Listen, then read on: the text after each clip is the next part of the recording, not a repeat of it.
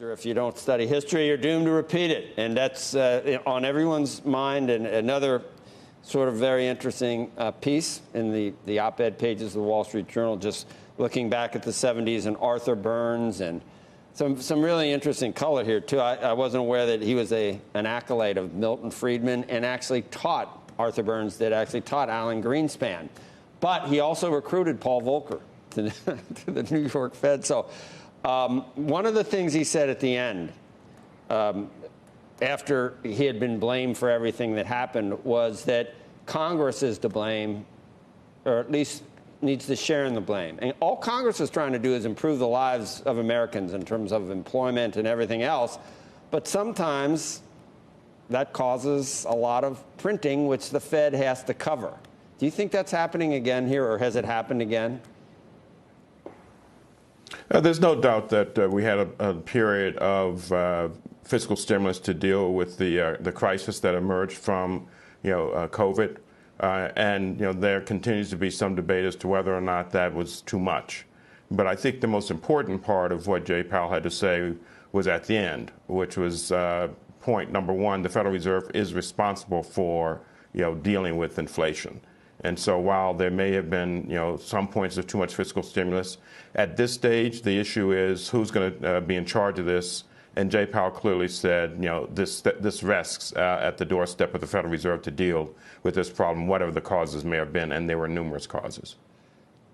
Senator Elizabeth Warren and maybe some people on the right are many times strange bedfellows, and it's happening again here. And it's pointed out that it's not going to be easy for Fed Chair Powell. And he's already talking about the pain that's going to be coming. So he's already very aware of the pain he's going to cause.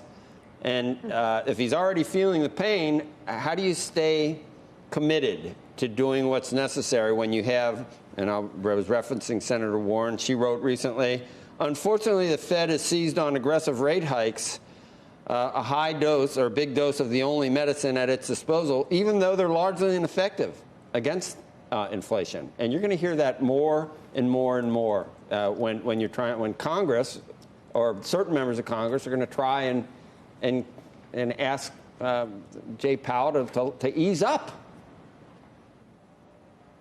Right. So I think there are three things that are going to be going through his mind, perhaps. One is the one that you talked about, which is history.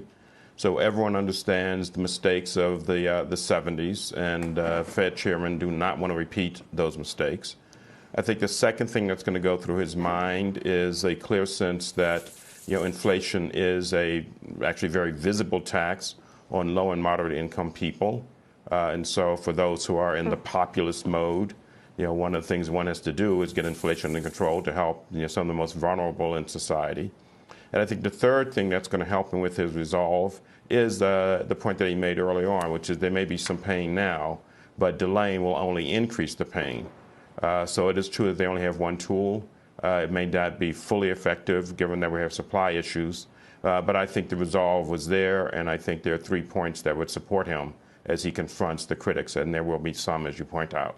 Roger, can they actually control inflation?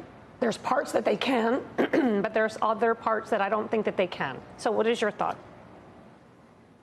My thought is actually they can control inflation if they are willing to get demand down to meet supply.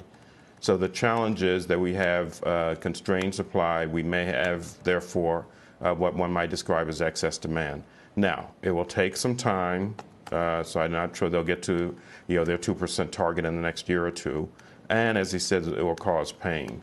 But history ultimately points out that monetary policy, if set at the right level and, as he says, maintained for a long enough period, will slow demand sufficiently to get it, to get the two, supply and demand, much closer to being in balance. There'll still be some shocks, obviously, but history indicates that at the end of the day, the Fed and other central banks can get inflation under control.